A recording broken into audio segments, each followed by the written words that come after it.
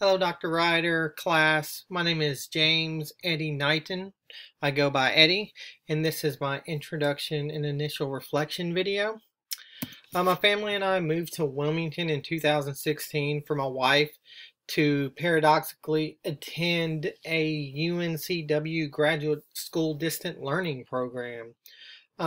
We live in Monkey Junction, which is between Wilmington and Carolina Beach. So I'm close to the school and I work as a GA there during the day.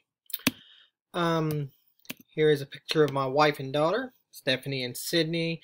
They're both actually graduating now. Stephanie just graduated and Sydney will be graduating from high school in a week or two. Here's a picture of my beautiful and powerful cat, who is very, very important to me.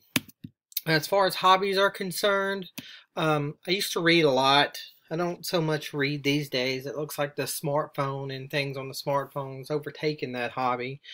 Um, and although, I kind of look like a chubby middle-aged insurance salesman, deep in my heart, I am a premium black metal guitarist. I play very, very aggressive and loud music.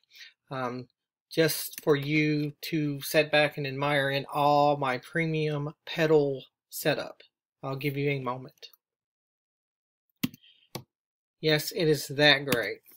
As far as non-academic goals for the summer, non-academic goals, that seems to be a gift for people with time and money. I don't really have neither at the moment, so I will continue to work as a GA for the Office of the Registrar. Learned about their transcript evaluation and policy, want to acquire a better understanding of UNCA's internal admissions, registration, financial aid administration, and gain some Banner 9 experience. That way I can gain employment, maybe start eating breakfast again. Because I lack imagination, I'm just going to respond to the prompts that were in the Canvas.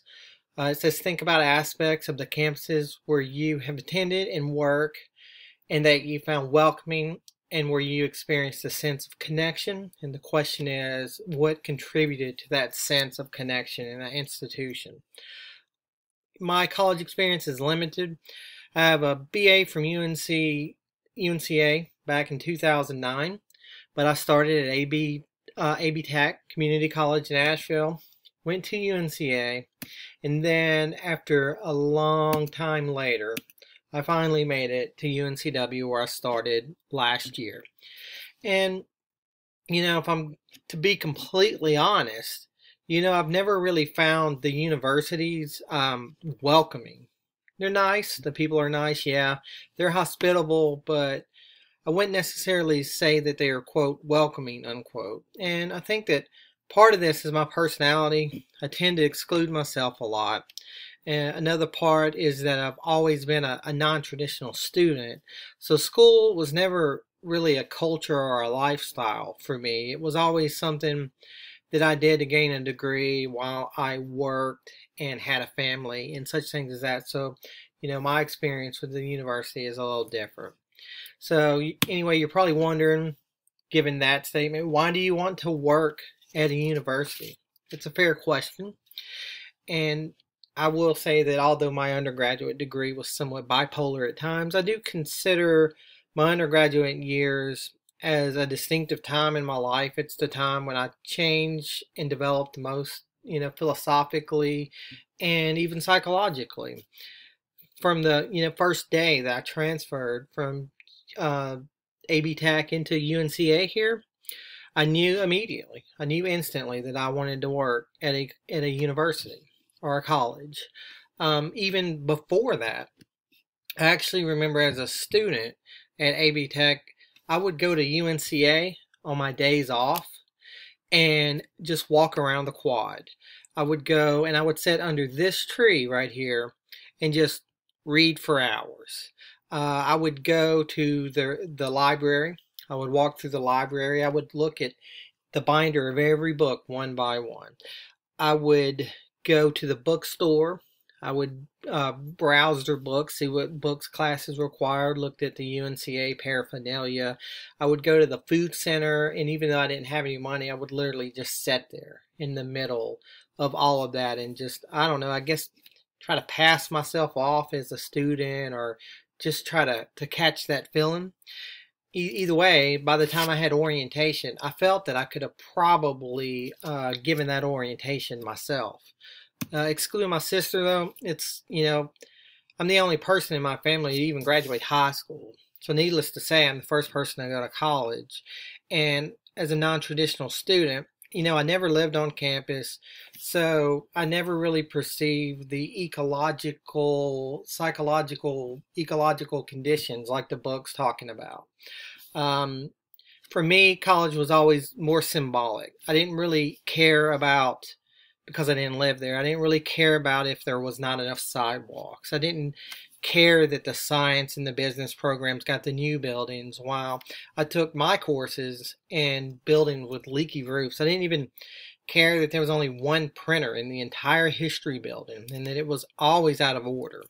To me, college was more symbolic than it was the amenities. Again, I didn't live in a dorm. College was symbolic of my potential success and my self-esteem, which was sort of a new thing for me because I didn't feel that before I started going through college. And I just remember I'd be walking through the quad to go back here, and no matter which way I was walking, I just always felt like I was moving in the right direction. So it's interesting to read the book that we're reading and to take this course because I've never really considered so much the physical environment of a university. There's an old Greek riddle or a paradox or whatever. It goes like this. Like, you have a ship, we'll call the ship the Yeti because I forget the name of the ship. But if you start replacing one board at a time for repairs, say, eventually you'll replace every single board in that ship. So the question is it still the same ship? Is it still the same Yeti? The idea is that if 100% new material, if 100% of that is different, then it's a different ship. But it's also the same ship. Universities are like that to me. Buildings deteriorate, new ones are built, campuses expand, faculty and staff come and they go, new students enter every semester, old ones graduate. Now we have distant learning programs, UNC online programs, but it's still the same ship. It's only different, only getting better and stronger. I was and am connected to the symbolic idealism of higher education. For sake of brevity, as far as disconnections go, I have 20 seconds, but I would say that before my MED, I had an unenlightened perspective. I didn't think college was really for everyone. I would complain a lot about the hardships of untraditional students, and I would say that community colleges don't prepare people. But now, I have more of an adjustment and developmental perspective. College is more about academic learnings, and students get more out of school when they are more involved. I recognize many of my and other students' issues are varying social, cultural, and economic capital. And with that perspective, I think that I'm in a position to be helpful toward students and student affairs. Anyway, look forward to viewing other people's videos and seeing what everyone else has to say.